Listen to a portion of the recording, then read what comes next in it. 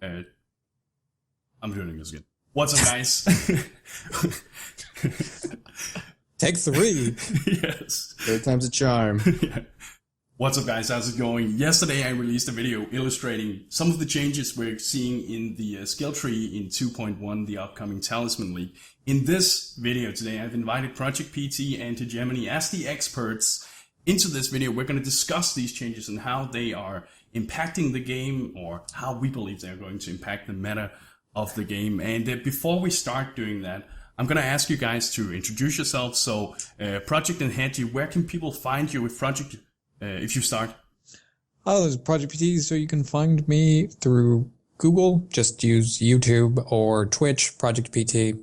Very, very simple. What I've been doing for the next 3 days will just be about 12 hours a day or more of building builds for 2.1. So I'm going to hate myself. That's about it. So if somebody needs a build, they need to come to your Twitch stream and bugger you about it. Yeah, well, there's a 6-hour queue right now, so good luck. Excellent. How about you, Hedgie? What's up, everybody? I'm Hegemony. I'm an avid ARPG fanatic. I've been playing Path of Exile for over 3 years, and I stream it live on twitch.tv/HegemonyTV, and I have a lot of YouTube content regarding PoE. It's Twitch or youtube.com/HegemonyPoE. And in the upcoming week, I'll be doing a lot of theory crafting and build making. Excellent. There's even some Finnish singing as well, right? Yeah, just recently. Just in case you guys are interested. So, guys, what was your first impressions when you saw the skill tree? What was your immediate response, Hedgie? My immediate response was it looks very similar to what we've seen before, some numerical changes. Shadow, honestly, it feels very, very cumbersome to just travel through the initial part of the tree. I feel like I'm using a lot of fluff nodes, and I'm finding myself using more points than I previously was. I can kind of see a lot of trap enhancements, but I recently tried to make a trapper and build around it, and getting enough life and defenses were a big problem. What about you, Project? I had a similar first impression in terms of the amount of change. If you go from the south region to the northwest region of the passive tree, there's pretty much nothing. I'm trying to think of, there's a couple tiny things to point out. The changes we've been seeing are the outskirts of the, witch. Tons of stuff changed in the shadow. We have some ranger changes and some duelist stuff.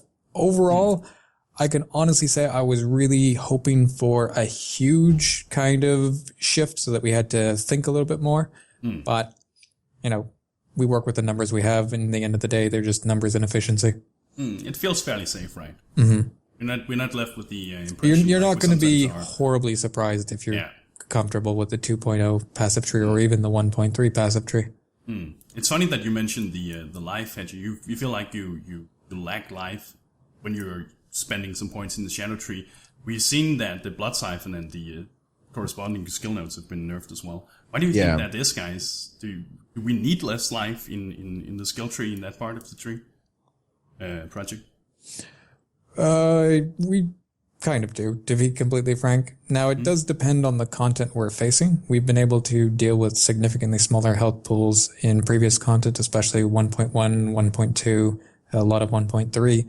But if the enemy mob damage is still going to exist in the tier like 12, 13, 14, and 15 maps, you have to be pushing like 7k effective health pool, 6.57, or you're going to get just squashed by an angry Rakango. Not much you can do about it. Some truth to that. What do you think? What are your thoughts on this, Hedgie? See, I feel like the game can be balanced based off of mob damage, and it's not necessarily their scaling mechanics, but it's some of the stuff that's unforgiving that makes the right side of the tree feel really bad, like detonate dead and volatile explosions, stuff that's can't be dodged, evaded. It's just that's kind of like the prerequisite of getting a higher life pool. The other stuff that, visually is there, we have, modifiers with enhanced damage, sub-fizz, those are easily recognizable. And when you roll the maps, you go in knowing what the dangers are. But every now and then, like, I guess the volatile and the detonation are the ones that are the like, killers. Yeah. They catch you by surprise because there's no visualization in it. A lot of times it feels unfair and maybe it makes the right side of the tree underwhelming. But I do like the defensiveness. Like, it's different. It's evasive. It's dodgy. It can be blocky. It can be some absorption. But I just feel there are two mechanics in the game that are a little unforgiving. Do you guys think this is something we can expect in Ascendancy as well? Is this just the beginning of removal of tuning down the life project? I honestly don't really have a clue with that. We've had a lot of nerfs to passive tree nodes of life, and I don't actually mind that. That's not an issue for me. As Hedgie pointed out, as long as the enemy mob balance is corresponds directly, it doesn't really matter if we get more life on a tree. It just needs to be enough to tank the content. If you're an evasion build, you have to survive the time that you don't evade. You can't be like, well, I evade 99.9% of the times. You still can't get one shot. Right. Yeah, exactly. If you guys had to point out what's your favorite change in the skill tree right now, Hedgie, what's your the coolest thing so far of the changes? Well, the thing that I like the best is, well, there's two things. One of them is the trap generation. It's called Hasty Reconstruction next to CI. The ability to generate traps faster. That's going to put less pressure on you to link up, up to 4 traps in your arsenal and give you some defensive options for other setups. Because before, you would need something for single target. You need a filler. You need a main trap. And even then, sometimes that wasn't enough for the situation. But now that you get more charge generation, you could probably drop a trap and run something like a cast and damage taken or a Vol Grace, type increased duration thing. And then the second thing was there's this wheel in Duelist. It's with the new leech changes, Vitality Void and Spirit Void. That is now attack damage. This is the first time we've seen a pretty generous amount of elemental attack-based damage or all damage. And that's universal. So I think that's going to be very, very interesting. Along with Spirit Void, that was also changed to all attack damage. Other than those 2 clusters, everything looks very, very similar, a little bit more balanced. And, the chaotic shadow not having enough points with all these good nodes. Yeah. So before I hear your opinion, Project, let's quickly talk about traps here and what you talked about with the leech as well. Have any of you guys tried to construct a trap build yet? Yeah, I have. How does the positioning of the new clusters and the power of the notables feel to you? Are you asking me or PT? Yeah, sorry. I feel like hasty reconstruction is mandatory. So no matter what, you're going to travel out. What I did find that was a big difference was I wasn't able to travel to the trap nodes down southeast of the tree because they were just way too far or too many points. Instead, I could find damage elsewhere. Another thing is I've run so many crit trappers in the past and they've been very, very successful. However, getting crit and life and traps, it doesn't seem like it's doable now. Now you can get life, some crit, and then just try to scale like either burning damage if you want to go like a fire trapper, which I probably will try. Yeah. But I feel very, very limited on how much crit I can get. And I'm not too much of a fan of the elemental focus node. When we were teased about that, I was under the impression it was going to be a lot like Elementalist, where it gives you 5% chance to free shock ignite, because before, the shadow, you got 5% of the status element, whether you went up, middle, or down, right? Cold, freeze, and lightning. So really disappointed in that. We should point out that the elemental focus node is the 10% chance to avoid elemental status effects, 10% increased duration of elemental status ailments on enemies, and a 16% increased elemental damage. And that is a replacement to the, mono elemental stuff that the shadow had that was quite terrible. Yes, I'm happy to see those removed, to be honest. I've always felt like traveling through those felt inefficient, and there were so many builds where I felt like I had to travel around them. It did feel like -1 passive point for being a shadow. Exactly, it could feel. So if we quickly, there's a reason these traps and mines specifically also have been buffed. Mm-hmm. And one of the reasons we need these buffs for traps and mines, do you guys think, is this because of the proliferation nerf back before 2.0 project? One of the odd things to me, and I've done a bunch of trap builds, but more prevalently I've actually tried mine builds. I really love mines in this game, and they're terrible. Just absolutely terrible. I try every time, hoping I can make one. Was it 1.1 or 1.2 where the average damage nodes were buffed from 9% to 12%? I can't remember. I'm trying to remember which patch. And on that patch, the trap and mine nodes weren't buffed. So we finally have the trap and mine buffs up to 14%. So they actually have been undervalued for quite a long time comparatively. The thing about the new nodes, with the exception of the one that Hedgie pointed out, hasty reconstruction, which is going to be basically mandatory, they don't solve the problems of trap builds. No, it's still the mechanics, right? That's the like the resource management is a bigger problem than the damage, which is why that hasty reconstruction is very important. But with mines, you do a bit more damage. Good, you're still dead. Yeah. You're still going to get leapt on by goats or frogs and charged by roas. And, Devos came, I'm just going to plant my mines, and I'm dead. Exactly. Well, one of the major issues is I was relying heavily on crit chance to, to get the ignitions, to get the elemental status ailments, like the shock and ignite simultaneously. Now that I can't get crit, and now that I don't have any help with shock, I mean, they are giving us a generous amount of flat damage, but no way to reliably put up status ailments. And that's the biggest problem I see. Like, so you're taking away that.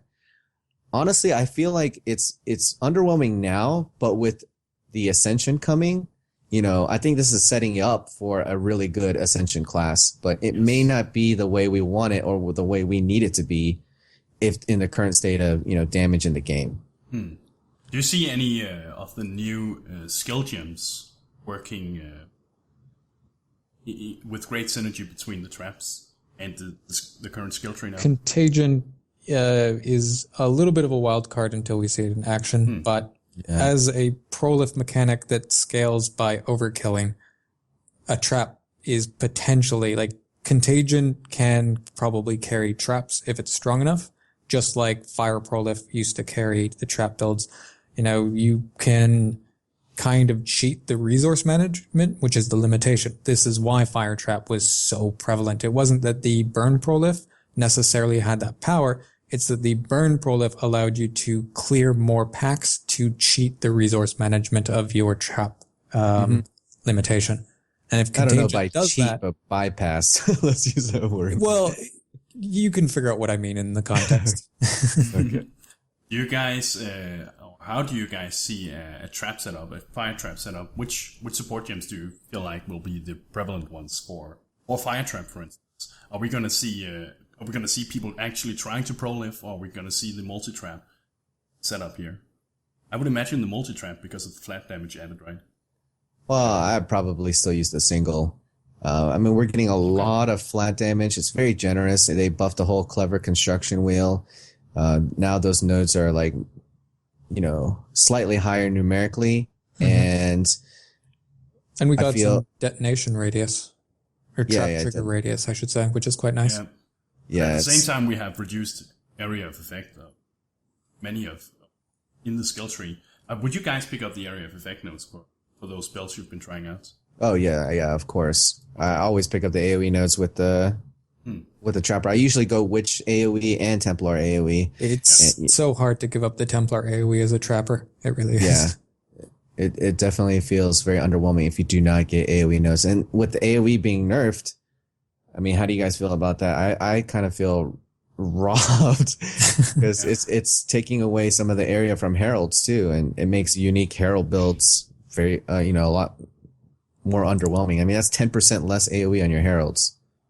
When you take it as a direct comparison, where it's obviously a nerf, though I do actually agree with GGG's decision in this part, And the problem is when they designed increase area of effect, it's based around the base radius, and that means it's a squared formula.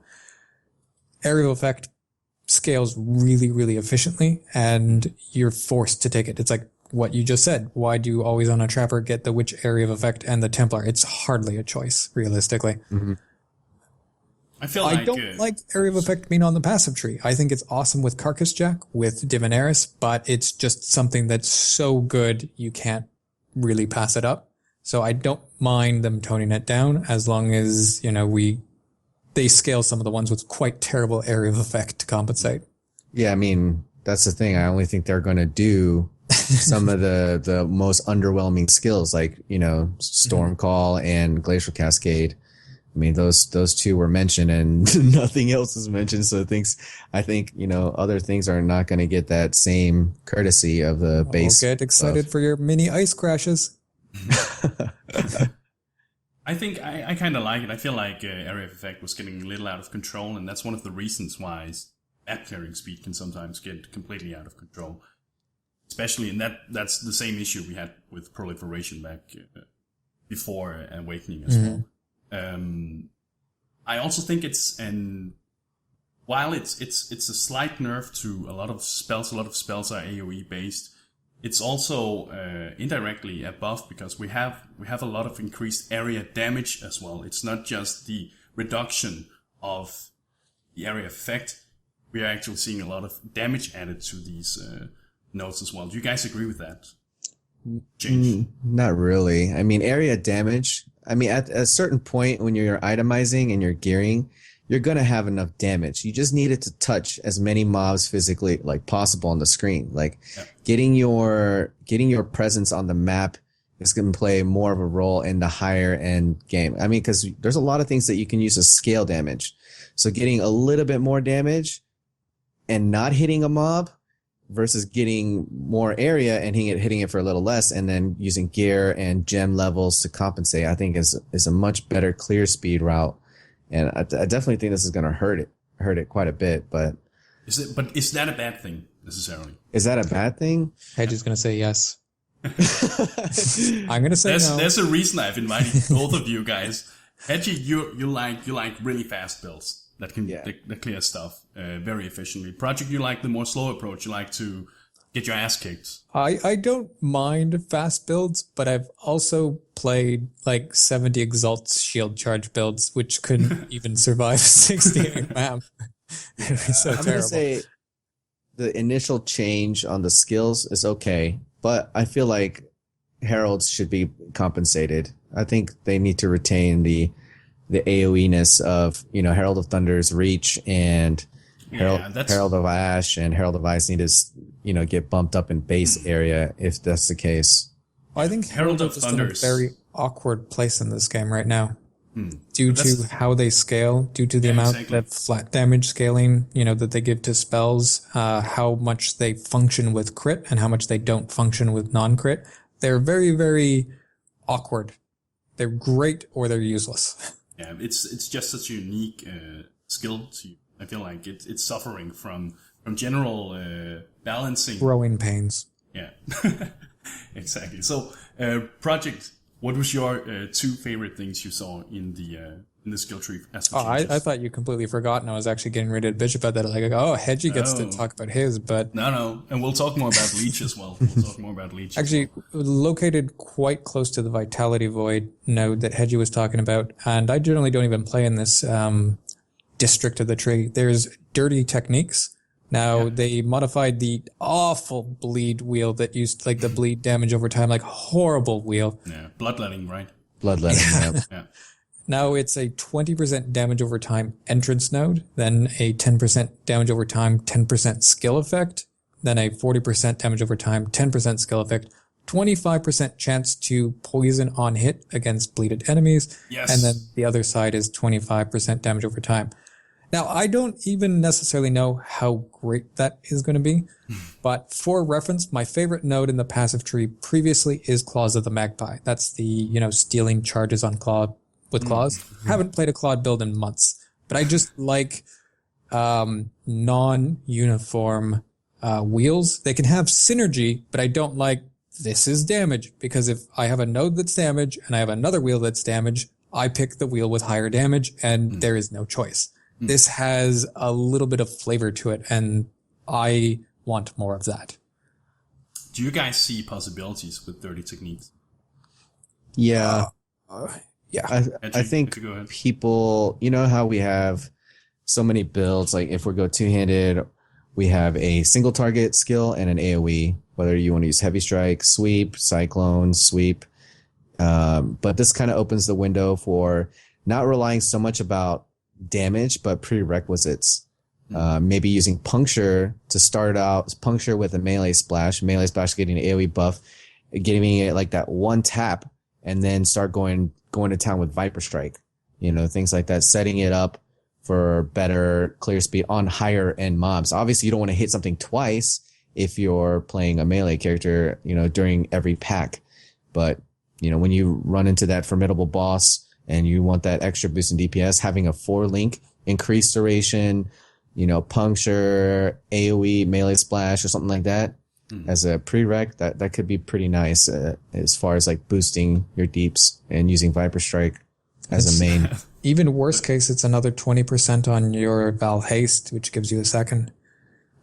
Right. Because, I mean, one-handed melee has the problem with not being able to really capitalize on a 6-link, right? You got a dagger, you got a shield. Those are both 3 links, and then you get 4 links that you could choose from. So maybe this will enhance and motivate, you know, 2 types of attacks to, you know, boost the other. So I'm not too Do you worried think the about Path that. of Exile community is ready for that? I mean, we Yeah. even with people that really didn't like having to manually cast Enduring Cry.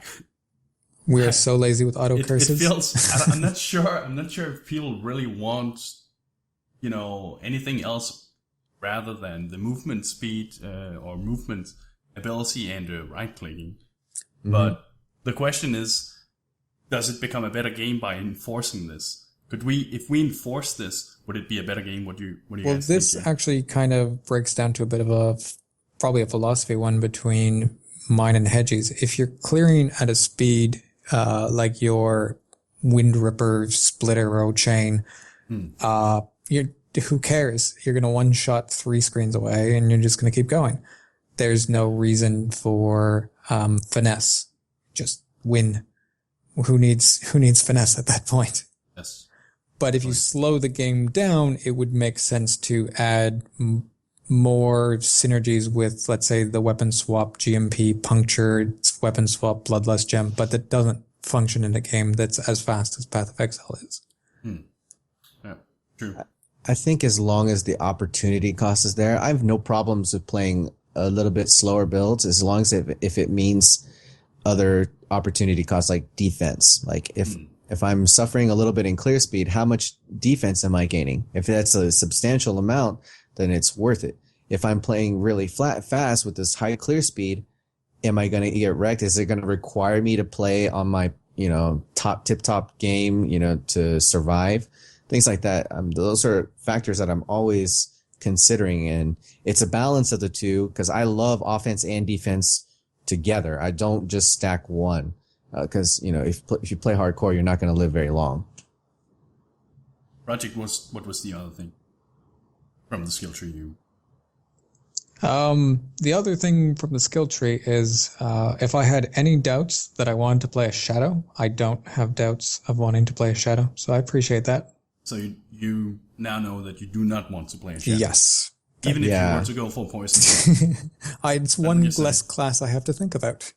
Okay. I'm interesting. gonna go with the same thing. I don't think that I want to play Shadow in the current state. However, I'm very, very optimistic with the Ascendancy fixing, you know, what I see to be the problem. Yes. So it may be premature to pull this kind of, you know, change in the Shadow tree. But I think premature is probably a very good description of the creation we have in that region. Yeah, and I wanted to point out with the whole leech wheel we talked about, Vitality Void, the Spirit Void, that change, that seems to, like, when I was just, you know, theory crafting a bunch of builds, it seems only really efficient or accessible to crit bow builds because you go down to King of the Hill anyways. So it then becomes a 1 point venture, then 3 to 5 points just to get there. Like as a two-hander, it's crazy how much investment it takes outside of a crit bow character. And it's quite annoying because I see a lot of cool things that you could do and it's just too far. The one that popped out to me would be crit Ice Crash two-handed swords using Fist of Lightning, because now you can have all the leech you need. But that's pretty fucking specific, to be frank. Pretty specific. Yeah, but it's at a very high cost. I mean, how many nodes is it going to take you to get there and get all the nodes you need? It's kind of high. I actually passed by it on the build naturally, so like it really passes it. Do you guys consider the values high enough? Is this the right number? I honestly don't know. I mean, the leech numbers look good for elemental. If you can get that cluster. The other ones, like Blood Drinker, I don't think that's enough. I mean, even double values, it's too hard to tell, I think. I don't think it's enough. I don't think it's enough either. Because it seems like even if you were pure physical before, those numbers were still not enough to sustain the requirements. You also have to realize where Valpak used to be when you were leech tanking with your Marauders and your Duelists. You don't have that anymore. Speaking of leech, I felt like CI needed the most help, as it used to use Blood Rage as its only source, and that's what made it okay to deal with, a shitty amount of status ailments and, stun and things like that. It made it bearable because there was a reason. You got other things that you could get. Your offense was heavily accelerated. You weren't very passively tanky, but you could leech it all back very, very efficiently. And I'm surprised that CI didn't get much help. Well, CI lost energy shield going through the shadow region. Oh yeah. And they lost crit. Did you guys take a look at nullification that now have the 5% increased maximum life? Yeah. Premature. What are you guys thinking here with premature? Premature, yeah. Because that definitely seems weird. I want to point out as well. This thing because it irritates me so much. Now, the wheel we're talking about has the sniper node, which is 10% projectile speed, 20% projectile damage. Yeah. And it also has nullification, which is the 15% evasion. Now it has 5% increased life and 10% increased mass movement and energy shield and 8% all resist. Now, this is the thing that bugs me. The wheel is complete, which means all of the nodes are connected. Yeah. But you have two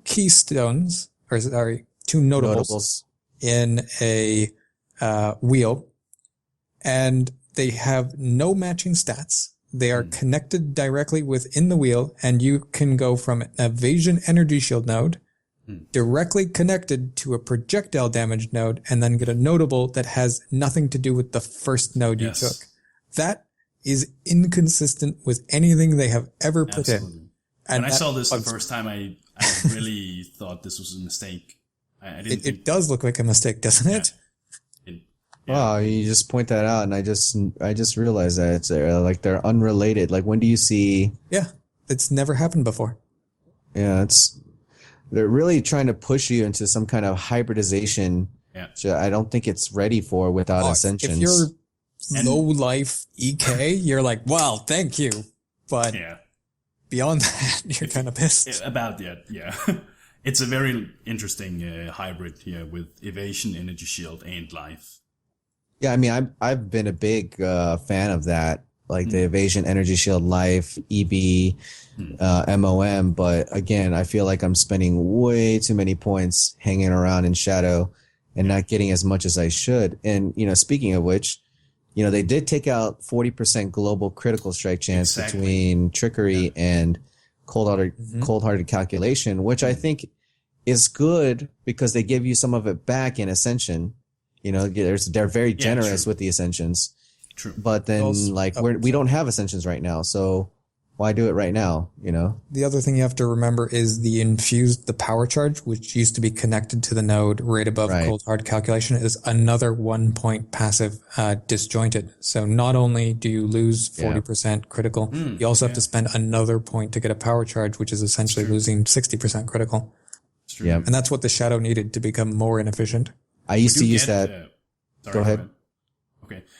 We do get 20% increased critical strike chance from Will of Blades, though, below Assassination. However, that is only going to If you spend an 8% physical node for it. Yeah, exactly. And it's only going to work for physical-based builds. This is not going to help spellcasters. But it seems like, from what I see the skill tree right now, it doesn't seem as lucrative going towards the Shadow tree anymore as a spellcaster as it I noticed some builds that I was doing, it was more efficient to actually go south through the Scion and then through the Ranger, which is pretty embarrassing. To get what?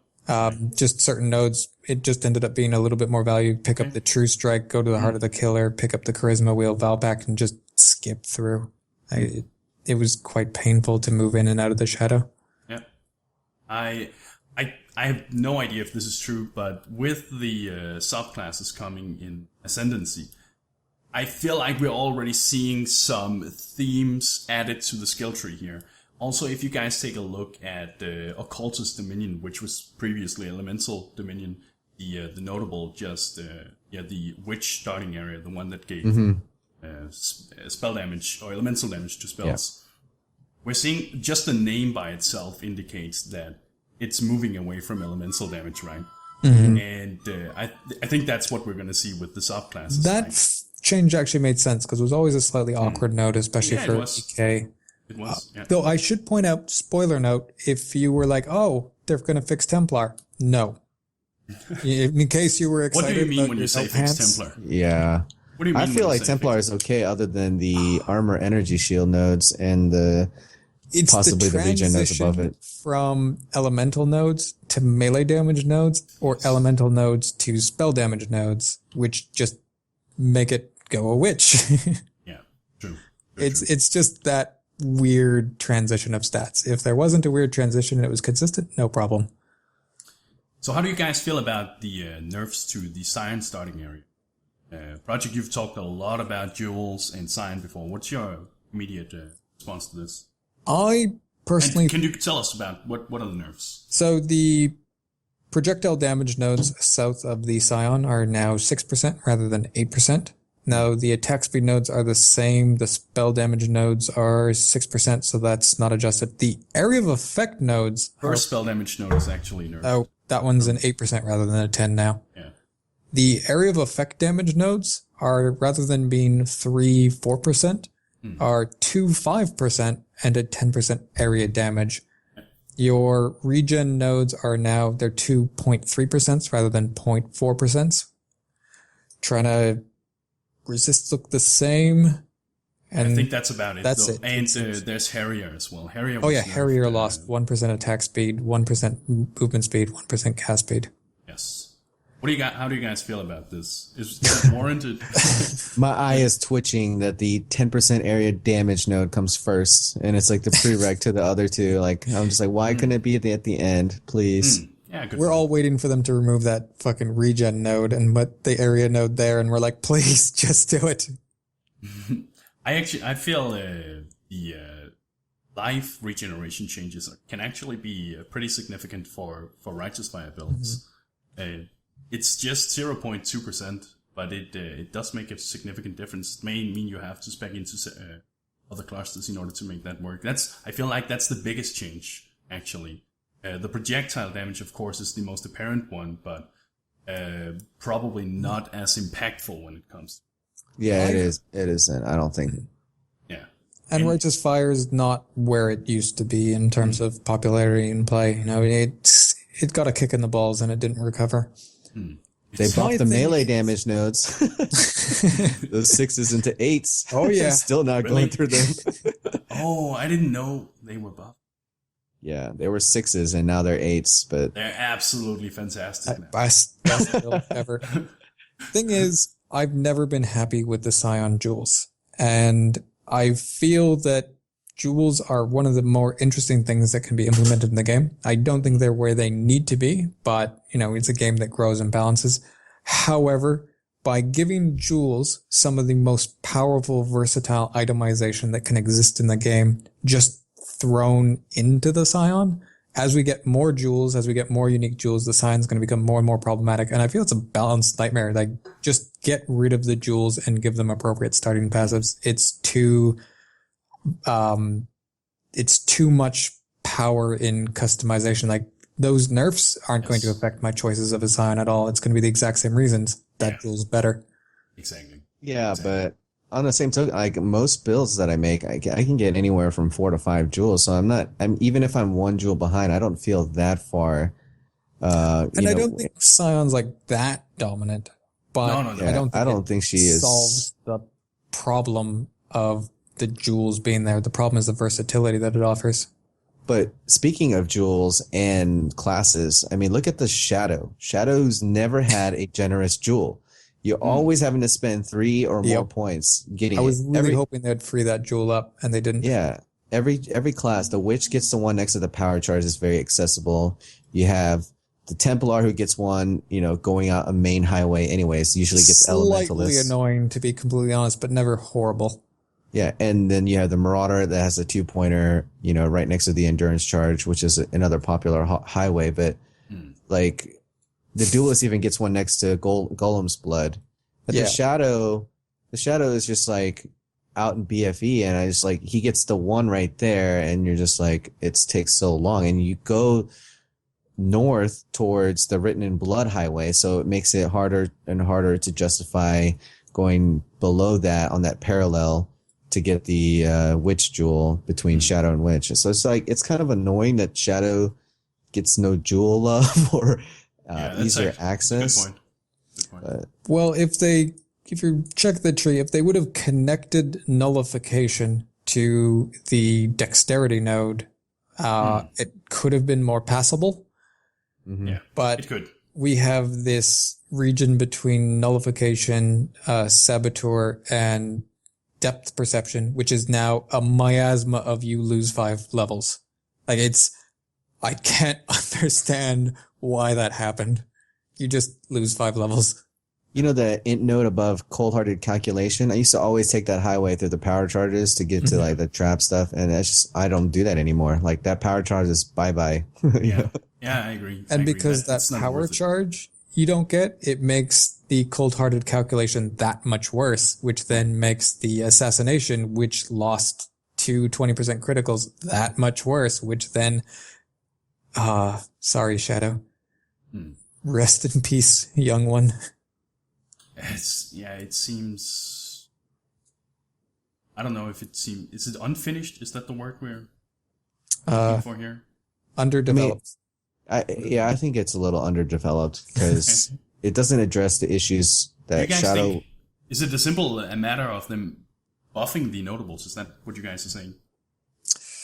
Changing the pathing slightly and not stripping away the defense. Like give something more than I actually enjoy it. You get to the elemental focus, the assassination, the will of blades, the sleight of hands, the entropy, and I think it's fine. You get all the way even to the fangs of a viper and cold-hearted calculation, and it's fine. Then when you have to leave those 2 nodes, you just die. So, what's your guys? This is one of the big things that has been happening, and a very big theme of the next patch. The whole poison and chaos addition to the game. How are you guys feeling about that so far? This is how I feel. I feel that people should realize that poison arrow is now called caustic arrow. The reason for this is the 100% increased damage with poisons doesn't work with caustic arrow. That is how I feel. Stop asking me. You're talking about fatal toxins right now, yes? Yes. Right, yeah. That's how I feel. Stop asking why my poison arrow builds don't have fatal toxins, please. I think that's what makes Shadows like in some kind of cool. Like you now have the starting notes that actually give you fizz and chaos damage, right? This is pretty unique, but... And it was nice to get the Force Shaper, the physical damage and potential chaos damage wheel, while, for some reason still having Master of Force on the passive tree. Atrophy and Force Shaper looks really cool. I really like that. I think you can make some pretty cool stuff with that. How do you guys see that working in relation to the new skill gems that we have available to us? Atrophy in the top of the skill tree. Where's atrophy? That's the one right to the right of CI. It's the chaos damage and then the physical damage hybrid wheel. It's the new cluster up here. I'm honestly like doubtful of that wheel in general. I think it's okay. I like Force Shaper a lot more than I do atrophy. Mm-hmm. Yeah. Just because I want more fizz damage, because I think what a lot of people don't realize is damage over time, you are not leeching. So if you want to focus on this, it kind of will give you that pseudo feeling of playing a trapper where you're a leechless build. But I think supporting physical and having some damage over time components could be quite powerful. I'm actually eager to test it out, but heavily investing into a secondary portion of it, like trying to scale flat chaos damage, I think will be very, very stressful. However, we see things like Adder's Touch, daggers giving you 30% chance to poison the enemy. It's no longer guaranteed, but the mechanic is changing where you can stack poison. So that's good. I definitely can see a meta shifting, promoting daggers, physical poison based play, and, possibly pushing those DOTs to, the limit. But keep in mind, as you're scaling dot damage, that's points you're investing that's not going to be returned as leech. It's not only leech, it's not going to give you the high thresholds of freeze damage on your hatred crits. It's not going to apply the stuns. And one of the other things like you were talking about earlier, getting damage is never the problem with a build, realistically. It's managing your defense as well, having the adequate damage. And, Viper Strike is currently, if we're going to ignore like SRS, one of the highest damage skills in the entire game, quite significantly. And it's not played because there's no point of doing more damage when you can one-shot an entire pack. Yes. So it's like, you do more damage over time. Do you guys see Force Shaper? Are we talking only claws and daggers here? Do you see actually staffs, maces, axes being used for this cluster? No. That's I too think far. Force Shaper is kind of like Heart of Thunder and, all those. It's good, but you're too busy getting other stuff first, and it just kind of becomes the end of your build. Yeah, I think it's too far for any like left side of the tree to get and to justify it. I mean, if you really want it that bad, just get some life and slap on a Ming's heart, to counteract that point. But I mean, it's going to be interesting to see. I'm definitely eager to test out Viper Strike. I wonder how safe I can make it. And bottom line comes to the utility of the skill, the function of it. How does it deploy its payload? And after that, you have to consider the resource. And then if there's any defensive returns, and skills that are underwhelming are the ones that are broken from the very first prerequisite. Like, can it fit on your screen? Like, how does it, does it have a big enough AoE? I mean, do you it doesn't press matter how much discharge and your game crashes? Yeah, it doesn't matter how much damage it does if it requires 10 clicks to kill a pack of 10. It's just like. Are you making fun of my lightning strike build? You're trying so hard to make it work, Project. You're trying so hard. My merciless multi-modded sword can almost do it. If they allowed you to control the angles at which the projectiles, depending upon how far or close your mouse was to your character, I think Lightning Strike would be in a much better position. Like being able to. Talking about the mechanical advantages of the skill, which is slightly off of the passive tree, but one of the huge things is melee splash buff. Yes. That's everyone's kind of excited for it. However, I think all those people are also forgetting it's like, well, Static Strike is numerically an extremely powerful, if not one of the most powerful skills available to us in terms of clear. You can get a good area of effect. If you can, go pack to pack, you will literally explode, freezing, and shocking mobs. But the threat that you take, the moment that you leap into a pack or Whirling Blade into a pack, there is a moment where you do not leech, you do not stun, you do not freeze. And that's all it takes for that skill to not be good enough. and does melee splash, though obviously it's really nice that we can actually, play around with some skills a little bit more. Does that solve the problem? When you actually have to hit a mob and you're trying to fight, it hurts. Yeah, that's what I try to tell a lot of people. They're like, oh, my static strike tooltip DPS is good, my AoE is good. But I'm like, yeah, but at the end of the day, no matter what, you have to physically run up to a mob and exchange blows toe to toe.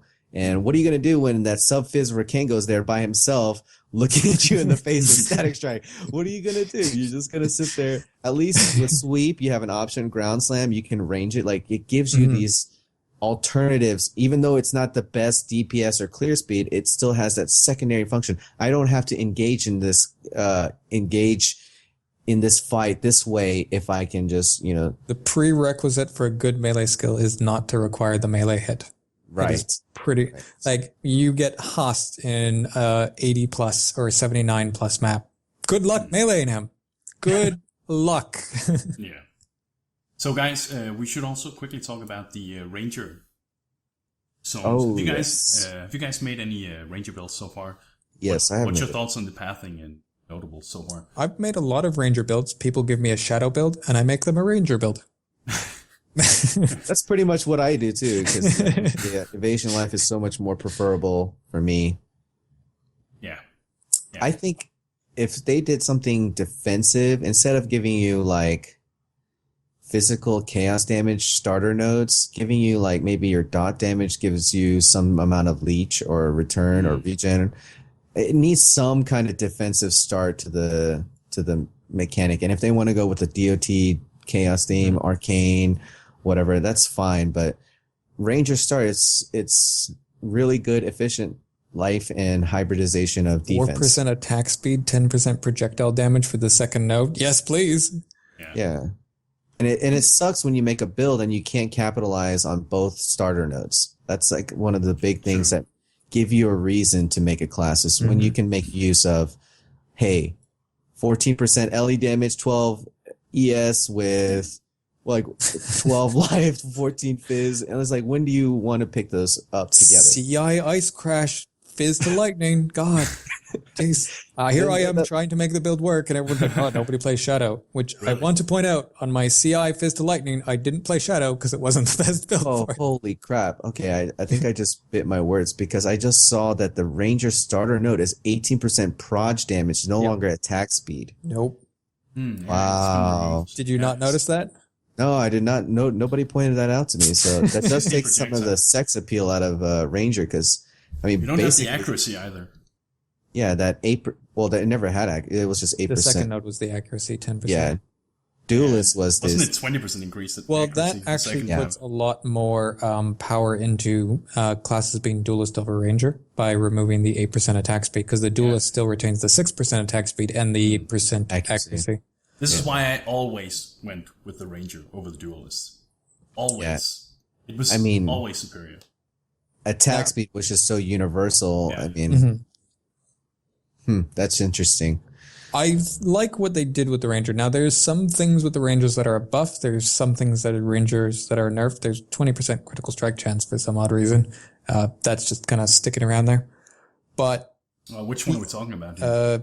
Aspect of the Links, 16%. Oh, yeah. That's an entirely new notable, right? It's a combination of a whole bunch of the old ones. But yeah, they've trimmed down the area pretty much. There's a lot of skill nodes that has been removed and added or merged into the notables. It's definitely going to be a lot smoother for our new players. I feel that though the Ranger was never underrepresented, it had a lot of noob traps where the node you'd be like, oh, that looks good, and then oh, that looks good, and then you realize you spent like 10 nodes getting nothing. Yeah. Oh, that's melee physical. I didn't realize that. However, it looks like shit, like visually. I'm sorry. There's something about the Ranger class zone that visually look like there's if you look too at much all symmetry, or maybe they're too squashed together. Like when you look at the Marauder zone, the Duelist, the circle nodes, they create circles to take up space, and then you have Aspect of the Eagle, and I'm like, what? It's just. it seems so petty, but it's such a weird thing to see. It's so visually you see different. 2 pairs of eyes and 2 vaginas. There you go. It's like, What? First the PvP and now vaginas. Yeah. But I think if the Shadow Zone had the kind of treatment that the Ranger Zone did, we would be quite happy with what the Shadow has. The Ranger has, proper itemization. It has some nice buffs. Going to Heart of Oak, you now get movement speed, which is really underrated. You can go inside very clean, outside. What was that? I didn't even notice that. Yeah, you get 2% movement speed on the stun avoidance up to the Heart of Oak. I always hated picking those up before. Now it's definitely a much it's safer not choice. Really awkward when you're like dual wielder or block and you need half of that major ring and then have to like race out of it. I really feel that this is actually done quite well, which is kind of jarring when you look at the Shadow and you're like, well, that was not done well. What happened? I just feel like the entire Ranger 3 feels more efficient to me. Pretty sure everyone hates the Shadow class. The incentive was to make it more competitive in the race scene because like Rangers are just left in the dust. And I think the numbers and the pathing numerically, especially like the movement speed, that seems kind of like a good choice. Like you don't feel punished for getting Heart of Oak. You're moving slightly faster in the race. The buff to attack speed as well. One thing, going back to the Shadow, there's a Chaos node, Growth and Decay. It's just north of Cold-Hearted Calculations. And if you go the left side, you actually get 0.4% life regen, 0.6% life regen, and then a 1% life regen. The first node also has 8% damage over time and 20%. One of the things that I always hated about playing a Shadow was how long I have to play before I get regen nodes. Getting regen nodes for doing normal Malachi, depending on the build, doing like the Malagoro fight, I would take those even if they wouldn't be in my final build, just because just a minimal amount of regen is so great for the start of a game, like start of a league and that. So I was very happy to see that regen available in Shadow. Too bad navigating through the Shadow's dumb. Well, I still feel like the entire navigation to get the Blood Drinker, Mind Drinker, and the Power Charge is just, I hate that. I didn't like it before either. It feels Mind weird. Drinker and Revelry, since the introduction of jewels, have become the most blatantly useless nodes.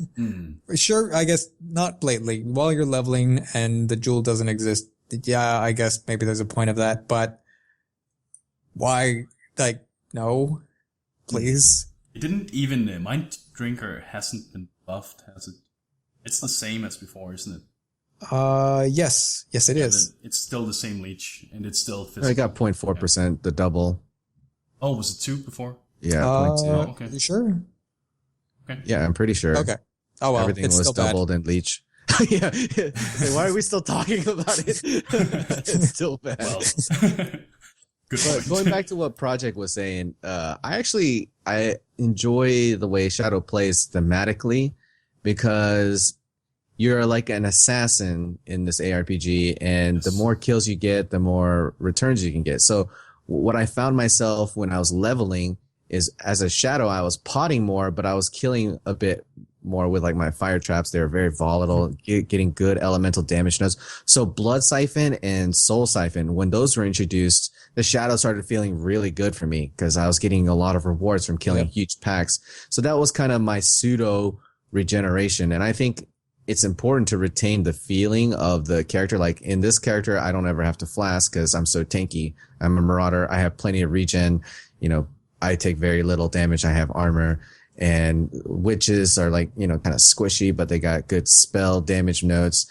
I feel it's so important to offer a defensive and an offensive, starter intro, which has energy shield nodes. Templar has regen life and energy shield armor. Marauder has armor life and melee, Duelist even has some sort of early life and hybridization nodes. Yeah. Ranger has the evasion life. Shadow gets shit. Like, I was gonna say Shadow gets the option to reroll as a Ranger. It's like, maybe for softcore it's okay, but hardcore players, if you want some versatility and diversity, You definitely need to give some kind of option in the shadow start. Feel the elemental damage needs to be. Really, I like them a lot. I just feel like that's what makes them thematically uninteresting. I think I would really like, and this is a bit of the scope of maybe what I'd like to see in the future of the passive tree, and what I talked about to the nodes that I like, Claws of the Magpie. If you have multiple sources of stats on the passive tree, and those sources offer you a direct comparison, there is always a better choice. That's not, like, that's how numbers work. When you have situations like that, you have the situations of, I made a shadow, and I'm like, that is the wrong choice. You should have made a ranger. You're like, I like shadow. That's fine. You can play a shadow, but it is empirically incorrect to try to min-max as that. When you have clusters, like, what if the start of the shadow offered, life on kill on certain of the stats at the start, and then mana on kill on certain stats? Not necessarily huge, but they add up. Then you add, like, if every stat on the game, and I understand this is a horrible balance nightmare, had at least 2, so that you are choosing, all right, do I want the life wheel, or like, do I want the life armor wheel? And they've done this a bit more with life, because it's like, okay, that's a life armor, that's a life cost reduction, but I want more of that. I want, especially in the damage nodes, because damage nodes are fairly boring.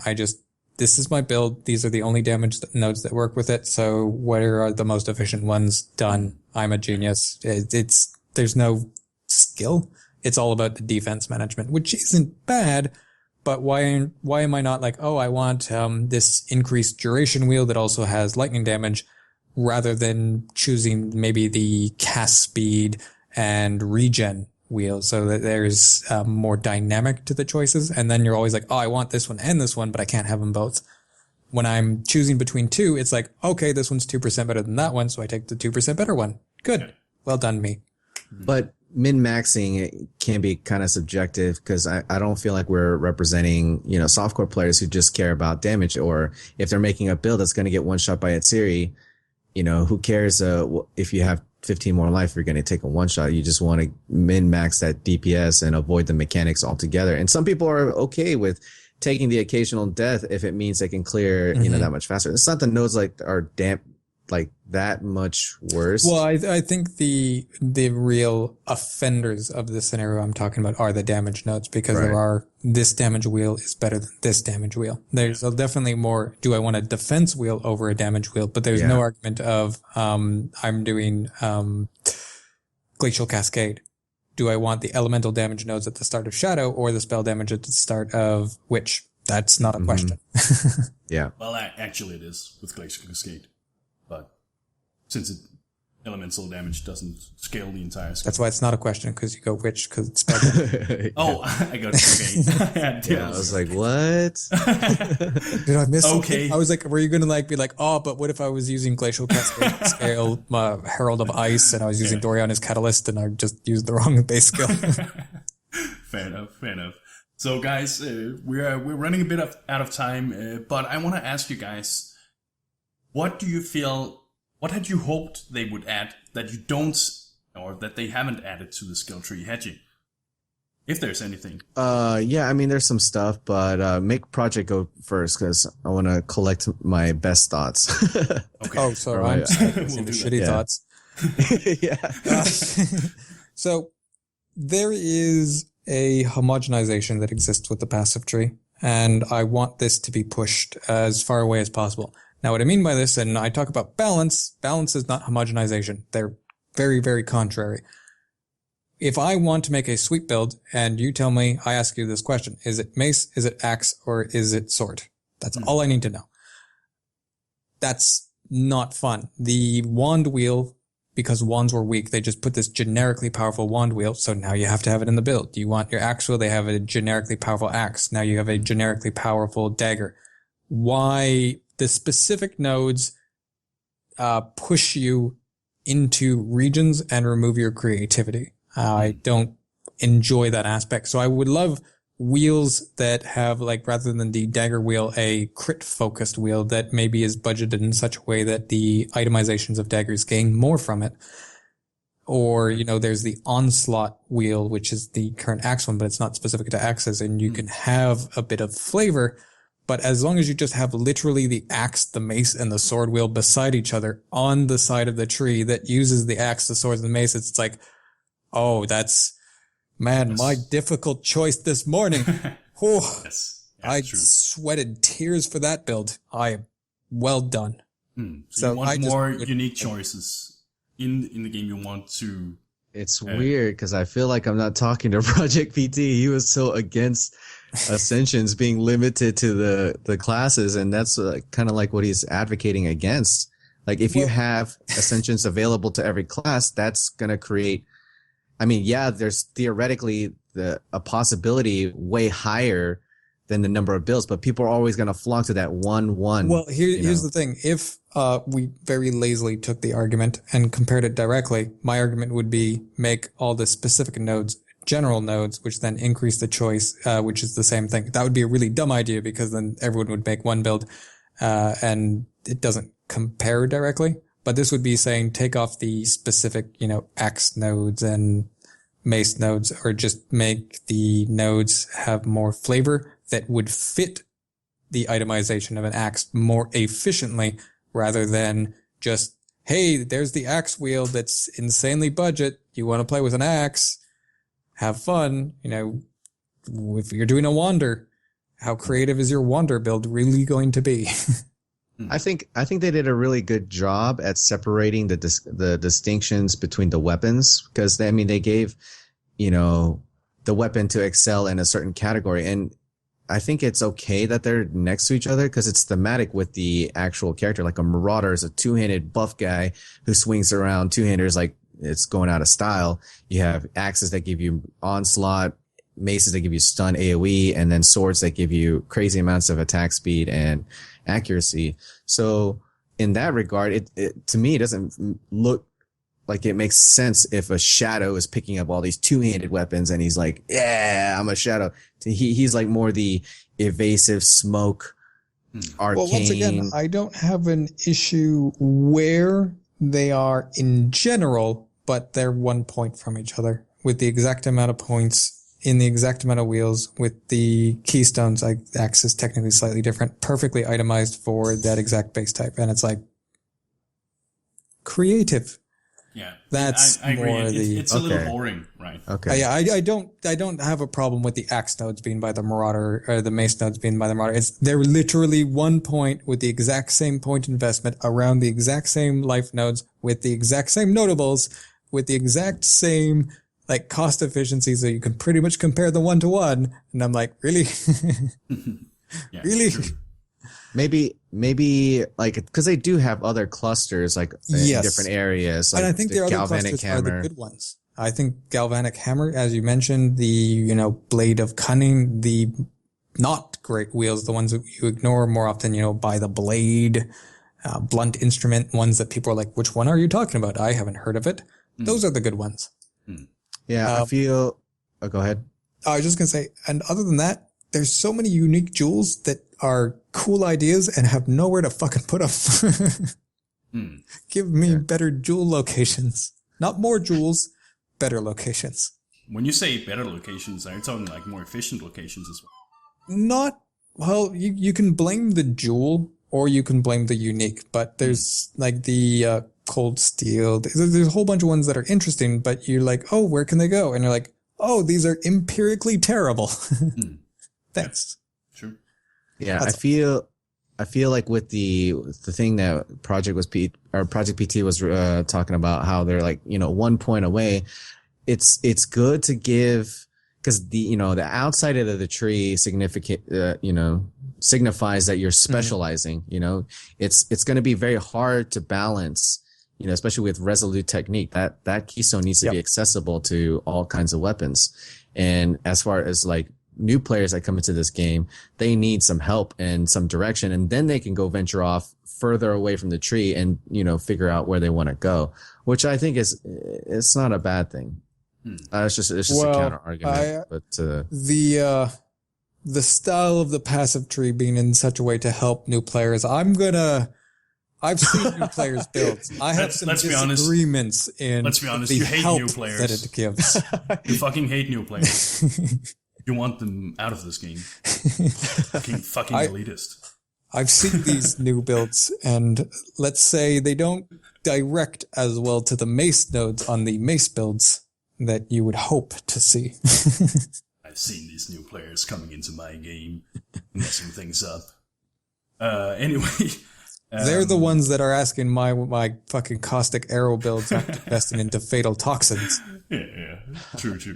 What about you, Haji? What would you like to have seen added to the tree? I would have liked to see more defenses for Shadow. Yes. And that was the biggest disappointment. I felt like the damage was there. Now they have even more damage alternatives of damage scaling or damage direction, but still very, very lackluster, very stressful. When you have Revenge of the Hunted, that evasion life wheel so far away from that north-south highway from Ranger and Shadow, where it's next to Charisma. I would like to take that highway and be able to pick Revenge of the Hunted. Then I wouldn't feel so bad. It would be very, very efficient. Yeah, good point. Going into two parallels is so freaking stressful. It's not going to be as accessible for many of the bow builds anymore as well. You have to travel 2 extra points now to get to Revenge of the Hunted if you exit through the right side. And you still have to, or you're not going to have enough health on the tree. Exactly. Me personally, I would like to have seen... I don't think this is going to happen. Obviously, it isn't because we don't see it. But I think this is a thing for Ascendancy. But I would love to have seen some mana changes, mana regeneration, things like that added to the game to make it easier for spellcasters to sustain their mana. Well, one of the things related to that you might want to, mention is as classes get levels now, you're getting a higher amount of base mana, and mana regen is a multiplier related to your total mana. So that's actually a unknown buff at this point. I think it was mostly aimed at melee classes, though, to prevent blood magic, right? However, of course, with it being a multiplier, it's of course greatly benefiting the classes with the high total mana pool. But I think it's a general solution, but we did talk about blood magic because, well, the caster meta didn't exist enough to discuss it. I actually think it's funny when you look at the new skill gems released. There's not really that many caster gems specifically. Like it's not elemental based. I feel like right now GGG knows that their caster meta is somewhat sketchy, and they're saving it for Ascendancy. Do you guys agree on that? I mean, yes, and I feel like Christian, you should just embrace the EB Mom. Fucking hate EB Mom. Especially with the new Orify coming, you have another reason to go EB Mom and reserve all that mana. Because I've used it before. I just don't like it. The +1 aura now. Yeah, I'm not a fan of EB Mom Zealot's Oath. Not necessarily because I dislike the combination. No, it's cool. I just dislike the no life nodes on the fucking witch side of the tree. I'm like, let's do a build. I have 140% health, goddammit. I mean, you don't have to go EB Mom Zoe. You can go EB Mom Ghost Reaver. You can go EB Mom Essence Surge. There are alternatives. You could go dead. That's how my that's what's going to happen if you go for that. So do you actually think, Hedgie, that it is in its right position? Do you feel like it's balanced right now? What are you talking about?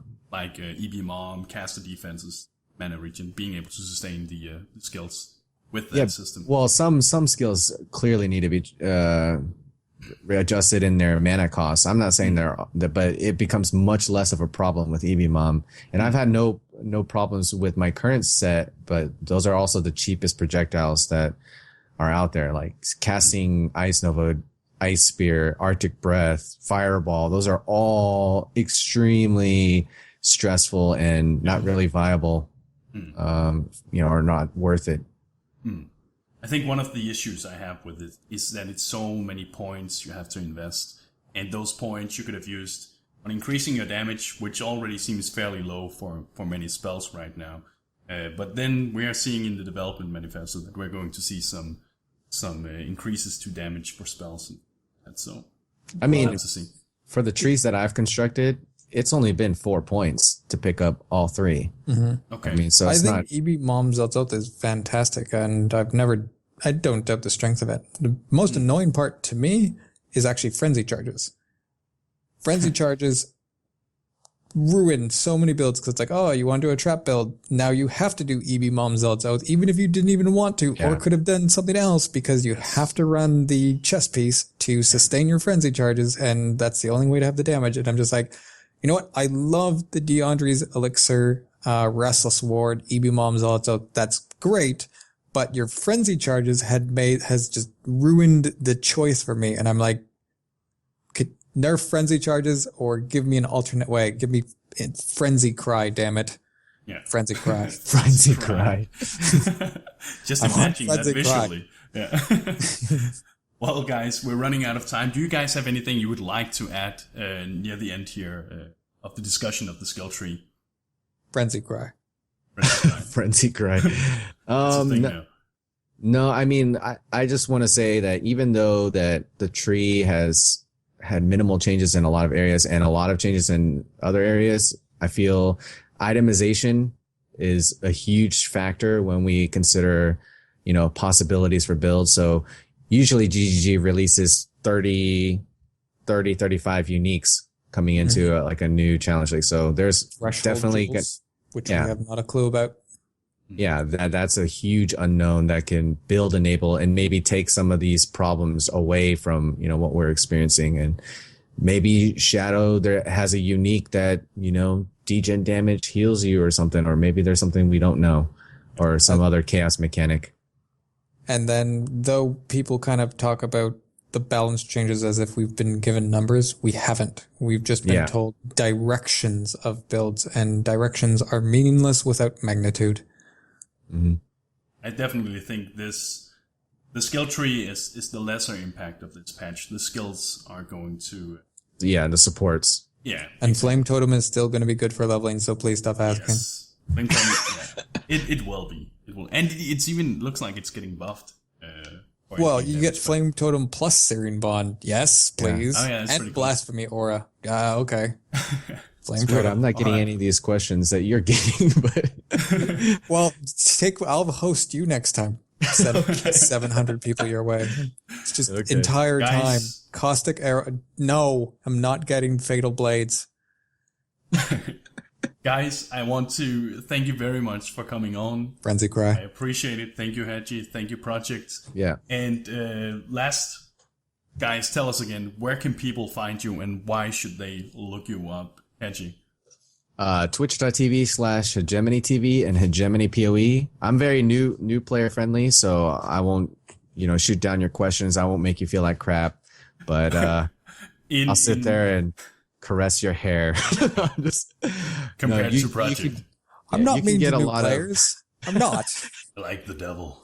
You can get a lot of help at my channel if you're seeking it, or if you're just needing to be inspired by something. Maybe you can check out some of my content. Maybe it'll give you a good and original idea. But yeah, that's where you can find me.